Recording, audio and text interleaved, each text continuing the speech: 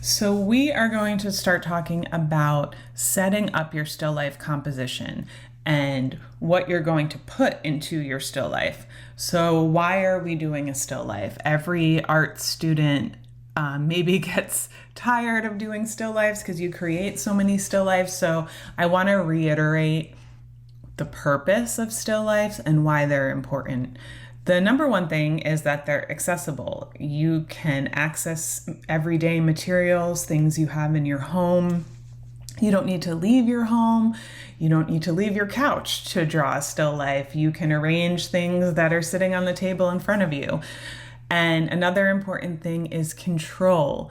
You, as the artist, have control over so many things. The lighting, you can turn off lights, you can move lights around the still life, you can close the blinds, you can open the blinds, you can arrange the composition. And then time is a big part of still life. So the stillness part means that you have time to practice your skills. So unlike painting from a model or a human being or a landscape, those things are moving and changing. Of course, the landscape is moving slower, but what happens in landscape painting when you're painting from life is the sun is going up and down, so the shadows are changing. So with still life, you can really practice painting from life, drawing from life, seeing the three-dimensional objects and have control of that lighting, and then really learn how to utilize your drawing or painting skills to depict that two-dimensionally on the paper or canvas. So we're going to quickly just look at some examples, and I want you to really think about composition as we're going through this because you're going to be creating your own compositions. So I want to also reiterate that still life is not boring. This painting is intense and so technically impressive. It's from one of what are called the Dutch masters, which were a group of Dutch artists, and they created what people call masterpieces, right? And still lifes are a big part of this group of artists. So if you're interested in this kind of work, I encourage you to look up more of these Dutch masters. So this is from 1639, and it's oil on a panel, probably a wood panel. And we can see that there's a lot of life, movement, color. Things are sort of fading into the background. The artist is using values to highlight, the flowers in the center, and then shadows to push things to the back. So these are all things, obviously, of course, I'm not expecting your painting to look like this. This is always just to show you what's out there, to show you what still life is in the art world. And you can check in Canvas in this module, there is links to contemporary still lifes, and you can find all different kinds of ways that artists create still lifes and reinvent still lifes over time. So there's two kind of these Latin names of types of still lifes that I want to go over because they're important in art history, and artists have been using these type of still lifes to create symbolic compositions that have a lot of meaning behind them. And for your project, I want you to create a still life with symbolic meaning that means something to you. So this is called vanitas still lifes. Vanitas is a Latin word for vanity. In Europe in the 16th and 17th centuries, this was a really common subject, but we still see vanitas paintings today. Artists are still making vanitas paintings, so you could think of your still life as a vanitas. So here's some definitions from different global museums. So from the Tate Museum in London, they talk about vanitas paintings as a still life that includes various symbolic objects that are designed to remind the viewer of their mortality and the worthlessness of worldly goods and pleasures.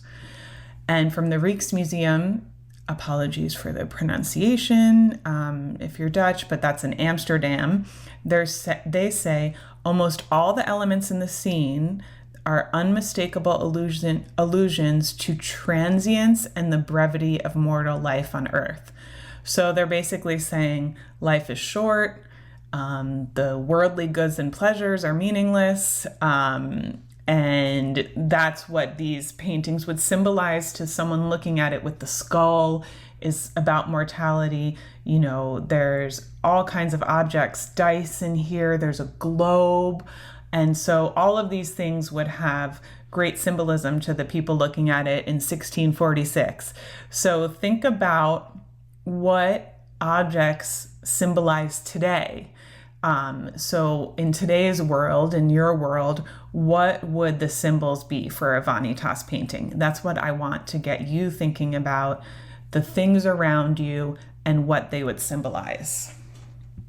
So memento mori, similar to vanitas, it's another Latin word. It's called remember you must die. And I know that seems morbid, but I think for artists, it was almost like our life is short and you can make the most of it. Or it could be depressing for some artists who are making it and they're, you know, you're expressing that side of your emotions. Obviously, we don't know exactly how all the artists thought, but this is another common, you know, theme in painting. And it was around the same time, around the 17th century, that we start seeing these memento mori paintings, but we still see them today. And there's all kinds of ways of depicting these concepts. So here's a definition again from the Tate Museum in London, that memento mori is an artwork designed to remind the viewer of their mortality and the shortness and fragility of human life. So this is Picasso in 1952, a canvas painting, oil on canvas. And this is very different, right, than the still lifes we were looking at. This still life has depth and volume and color balance, and you can see the values, the darks and the lights.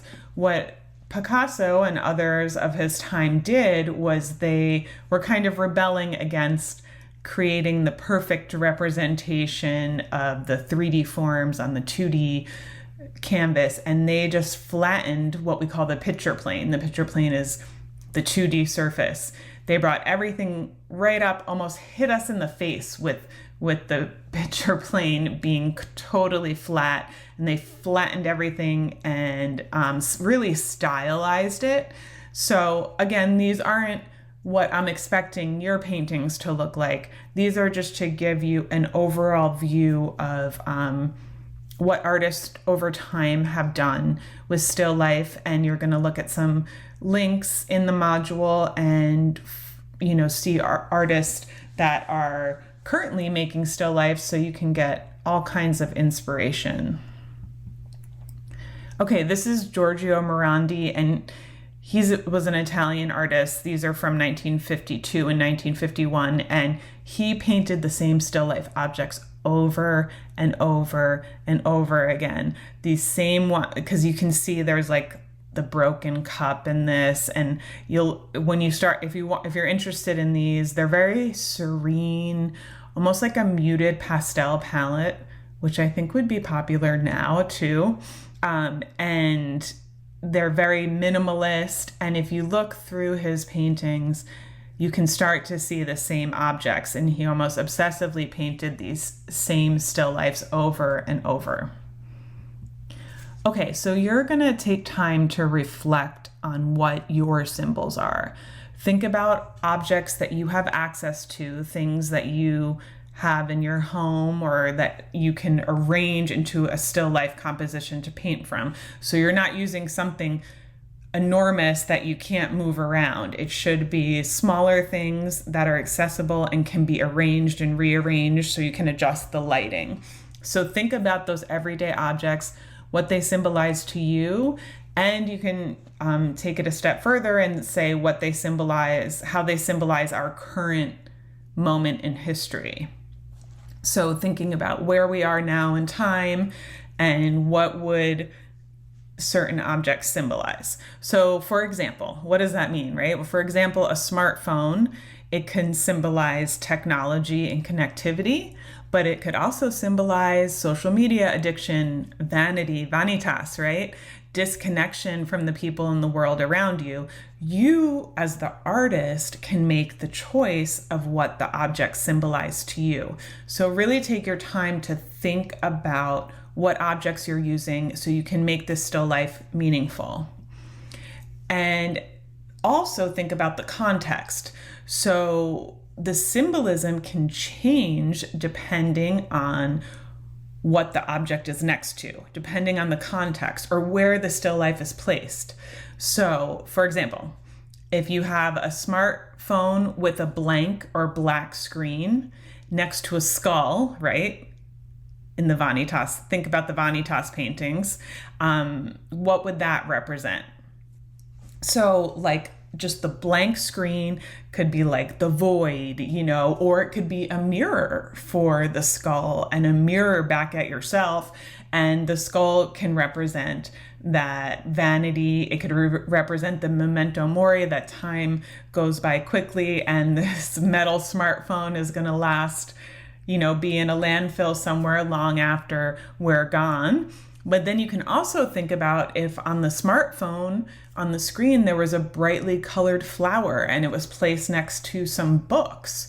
That context could mean that the smartphone was about learning and research and creating, and it was aiding in your scholarly academic pursuits because it's giving you all this wonderful information at your hands. So that's the context that I mean. Think about what objects you're going to use and then how you're placing them and what that means, what that symbolism is. So when you're arranging your still life compositions, just take time to think about the symbolism and how you're almost telling a story, right? You're putting the objects together, you're thinking about the context, you're thinking about the arrangement, and you can create what's called a visual narrative, a story without words, a visual story. So really take time to think about the meaning. So these are the still life compositions I'm going to be demonstrating.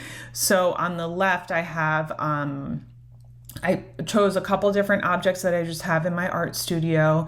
And, my glasses, of course, are always on my face. And then I have my great-grandmother's old inkwell, and I love drawing and writing with ink and the pen and the different nibs. So I have one of my inking pens. So that has a lot of personal meaning to me because the inkwell is a family object and it's sitting on a table that was my grandparents' table that I have in my house. So that has a lot of personal meaning. And then I think that the glasses and the old writing utensil could mean, like, if I wanted to show people in the future, I could say, we're still creating things by hand. We're still thinking about how things are handmade, and it's not all digitized. And then on the right here, I have a pile of my sketchbooks and then my laptop. And I was thinking about how the laptop is like, I was just moving stuff around. So I want you to play and experiment with the objects you have. And I was just placing them because I love the leather of the books. And I think the metal could be interesting to paint against the wood. So I was thinking about the textures and the colors. And then I almost thought of my laptop eating my sketchbook. So all the work I end up doing online and on my laptop ends up eating away at the time I have for sketching and drawing and making my own artwork, right? So that's something every artist struggles with is, if you have a day job or you have to do administrative work and answer emails, that it always feels like the technical stuff and the administrative stuff is eating away at your artistic time. So choose at least 3 items and you're going to move them around into a lot of different compositions until you find compositions that look interesting and also have that symbolic meaning. You also want to adjust the lighting. So take time to move some lamps around. Turn off the overhead lighting is what I always recommend. You can close window shades or open them to see what works best for you. And just take time to be really careful about how you're arranging everything, how the lighting is, so you get it to a point that has the meaning, the great composition, and is fun to paint, because we're going to be drawing these as composition sketches, and then you're going to be spending time painting them. So make sure it's something you're excited about and means something to you, and have fun with it.